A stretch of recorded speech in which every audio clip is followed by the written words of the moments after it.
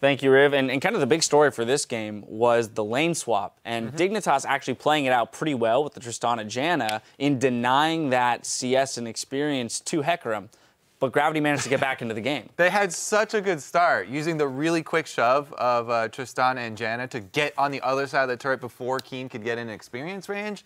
But then there was that mishap after the lanes, got back to normal, and Sion tried to fight Hecarim in the minion wave, and Hecarim was able to shove Sion all the way back to base and get the wave all the way into the turret.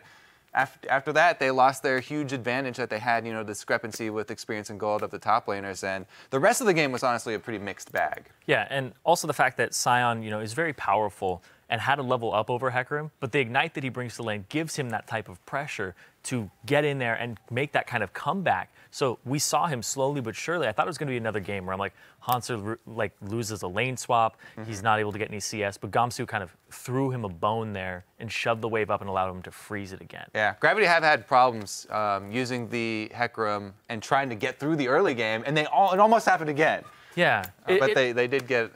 It's like they don't know what to do when somebody shows up and Hecarim's like, okay, I can't get to the turret, and I just sit here for 3 minutes, 2 minutes, doing nothing and letting them clear wave after wave after wave, and he gets absolutely nothing for it. Yeah, there was a substantial amount of time that he was there without anything to do. They even rotated Saint over, only then to make the realization that that wasn't going to help either. Yeah, and then Saint just doesn't get any experience at that point. But then later on, Saint did a really good job of kind of pairing up with Bunny and Cop, making this 3-man roam squad that was just knocking down turrets. So they went top, they went bottom, they kept getting objectives, and that's kind of what got them into a good position in this game, was Saint being that 3-man squad with them, because that's a lot of CC on the Sejuani that supplements the Morgana lockup, that supplements the damage that Cop is bringing. So that's a very scary roam squad that nobody wants to mess with.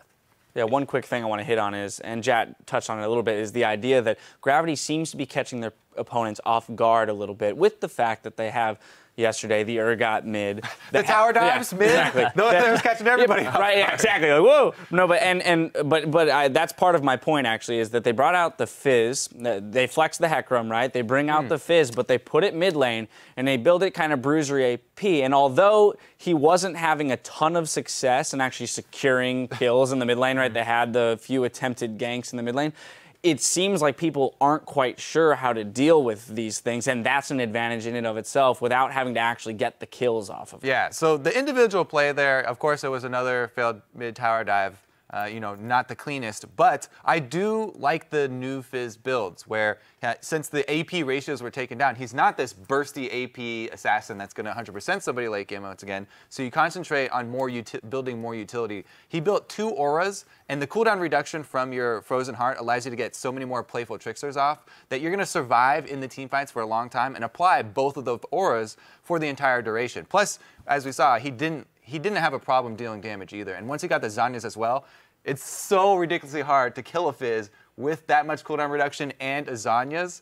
And the resistances, so that even when you are hitting him, you're not doing that much damage. And then the Giant's Belt for health, he's just going tanky. I think overall, though, the picture is really good for Gravity moving into playoffs. This is another. This is their 2-0 week. This is another win for them. They're feeling really, really confident moving into the playoffs and very secure in their spot. Yeah, they move to 9-7. Of the 2 games they have left to play, they're playing Cloud9 and Team 8, who is the other team that they were tied with. So as long as they play that game out well, really, they're in a fantastic spot moving into the playoffs with some momentum. So overall, a solid win for them there. A win they definitely needed to pick up against Team Dignitas, but solid all around by them. Now we have to take a quick break, but don't go anywhere, because when we return, we'll jump straight into the long-awaited rivalry rematch between Team Solo Mid and Counter Logic Gaming. You're not going to want to miss it. Bunny, do you have the sheet? No, do you? No. What? Bunny was even like sitting next to me. Pick up the sheet and come back here. Yeah. Go now. You have to leave now. Hurry. You have to go now. Every second counts. Just go. Wait, David is not supposed to leave this. Wait, he actually left? Yeah. TP from both sides. Hanser from the base. Gamsu in right above them. Hanser on home guards. Binding lands. Gamsu no ult this time. He is right in the frying pan and he gets cooked up. There's Hanser to the backside of the fight. Kiwi Kid. Oh, the Glacial Prison hits core JJ and extends all the way to Kiwi. Very nicely done. Gravity take down Dignitas.